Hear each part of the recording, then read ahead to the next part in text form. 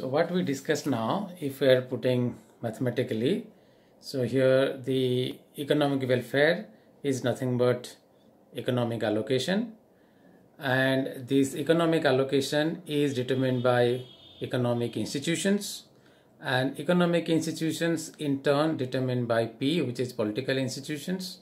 So X, economic allocation, is function of R. This functional form is denoted in the form of rho. So X is equal to rho R, and then R is equal to pi P.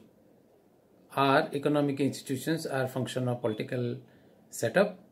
So if in place of P we place pi P, then finally X is a function of P, which is basically given in this form, rho of pi of P. So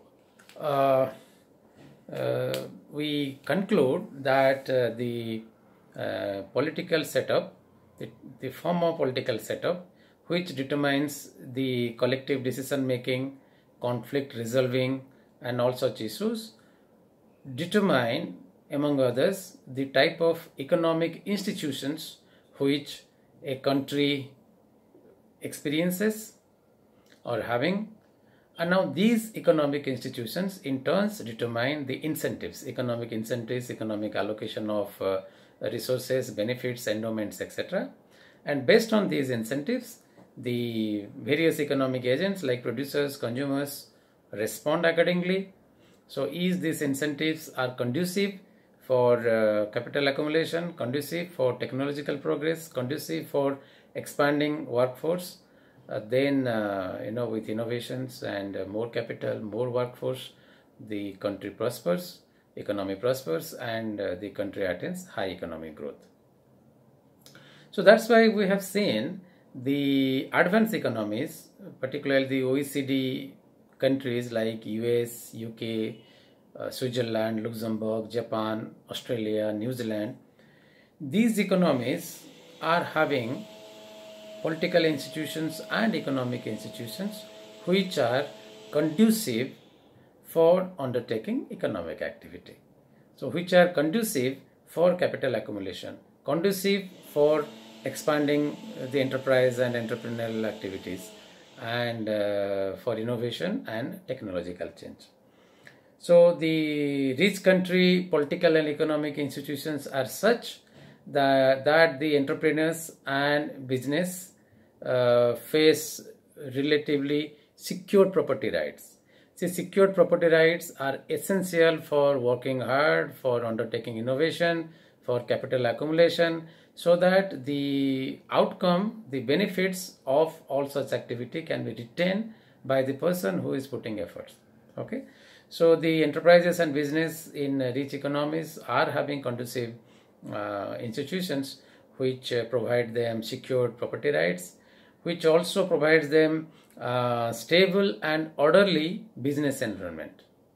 Law and order prevails, regulations are simpler, so corruption and exploitation is lesser, so they face very stable and orderly business environment, no sudden changes, no sudden taxation.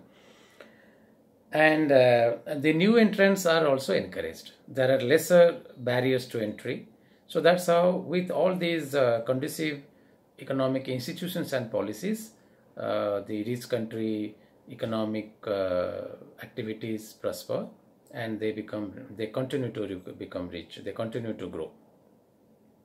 And as a result, the average citizen of these rich country economies, they avail a wide variety of public good, and they also have incentive to acquire more and more human capital, which basically reinforces further the process of economic growth.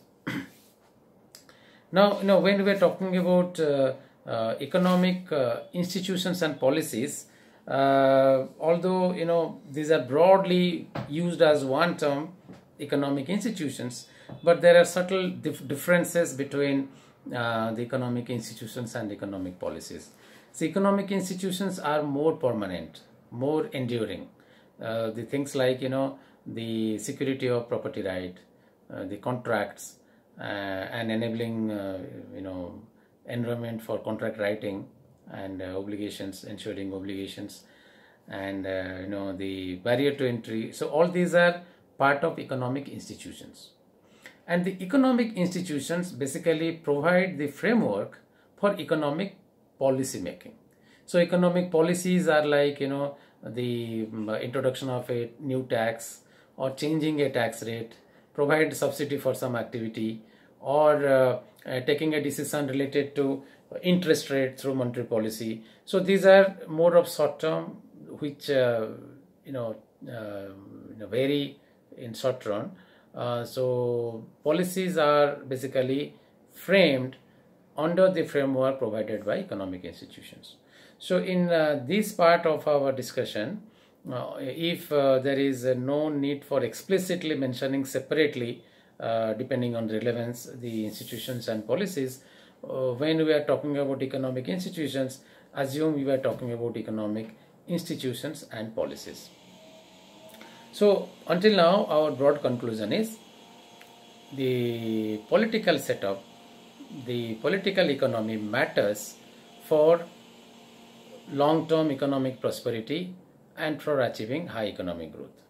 To repeat what we had discussed, if the political institutions and political collective decision making and resolution, conflict resolution mechanism is such that appropriate, inclusive, supportive economic institutions are put in place, then the economic allocation of endowment, income, etc.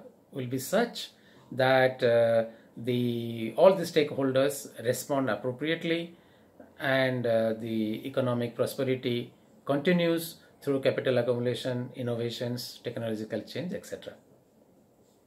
Now the pertinent question is, if it is known to all that having inclusive and supportive political and economic institutions is helpful for achieving economic prosperity, then why still there are economies which are poor, still there are economies which are suffering from underdevelopment, and why they are not able to catch up to by adopting superior political and economic institutions, and then migrate to a higher level of economic prosperity? Obviously the answer is lies in the part of political setup which we discussed earlier. We discussed that if the monopoly, which is the incumbent now, say currently in an economy there is a monopoly market structure, and given that in this structure the monopoly benefits more, the allocation is in favor of monopolist. So if he is using his political power through bribing or through lobby, and accordingly he is ensuring that an autocratic setup continues, which is favorable for him to continue with monopoly market structure, then this lobby, this bribing, some sort of manipulating will continue, and the political setup will not change. So then there will be no change in economic setup also, economic institutions also. There is no doubt that if economic institutions can be reformed, there will be a shifting of market structure from monopoly to perfect competition. There will be overall, it will cause overall augmentation of economic welfare of the society as a whole.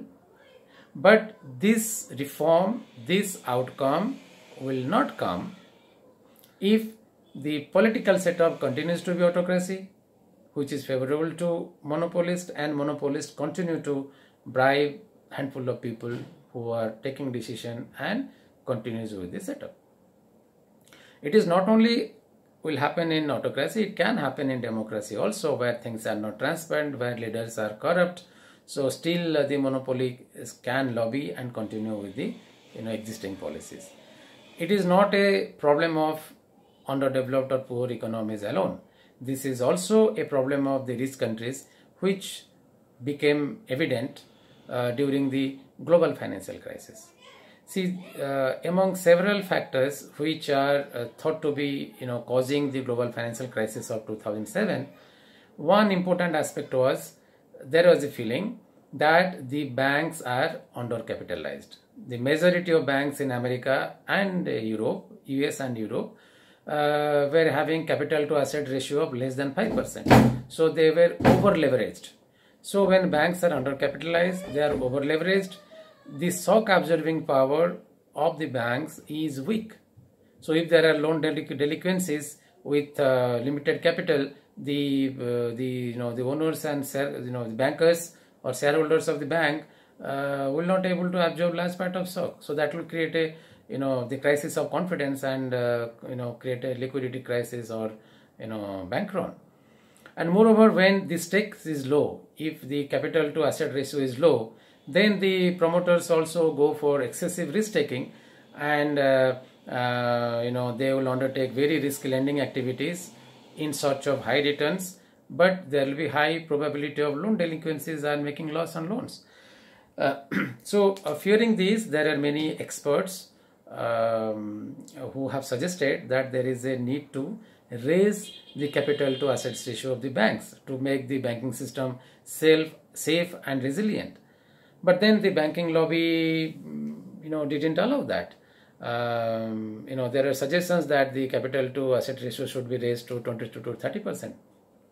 But then bankers lobby some sort of try to manipulate and suggest that if you are increasing the capital, then capital contribution from the owners and promoters, then there will be rising cost and the banks will not able to solve the economy properly. But that is basically some sort of misguiding the people. So basically, I'll not go to details of the banking here, but ultimately it is a source of fund. Either it is from deposit or it is from capital. So as long as these funds raised through infusion of capital can be deployed profitably, there is no need why banks will incur loss or lending rate has to rise because of that. Somehow, this banking lobby, through their political influence and political power, could influence the collective decision making, and they sort of try to tweak around with the risk weights and other things, and the leverage ratio, the minimum leverage ratio which was suggested is just 3%. So naturally, in these countries also, there are in the economy there are various groups who are in conflict. Say here there is a conflict between bankers and the taxpayer and depositors. Taxpayer and depositors, they bear most of loss when there is a banking crisis or bank run. So the point, it is not a problem of poor economies alone. In context of growth, yes, it is becoming very prominent that somehow the political institutions are holding on to certain structures which are benefiting to a particular section of stakeholders who have greater political power, and because of this vicious circle, I think the poor countries are not able to adopt superior economic and political institutions and migrate themselves to economic prosperity and high economic growth. Now, this is one aspect. Secondly, there is another problem which basically reinforcing this problem of some sort of sticking to low economic growth, which is attributed to the commitment problem. See, basically, even if say a small political elite, okay, say they are influencing the political decision making, if the decision which they are taking today can be sustained for the future, okay, so this group of people will continue to benefit from the distorted decisions, but the outcome still will not be Pareto inefficient. However, these outcomes may not be Pareto inefficient, but they will be growth distorting. How? This can be explained through two factors. One is from the aspect of revenue extraction, and another using the competition with other stakeholders. See, revenue extraction is simple. If the set of people who are controlling the political decisions, the political elite, and people who are engaged in economic activity, if they are separate, then the political elite will like to tax various economic activity and extract revenue basically for their benefit. Okay, so this setup where there is no commitment problem, the same elite continues to hold power over time. So decision which is taken today continues for the future.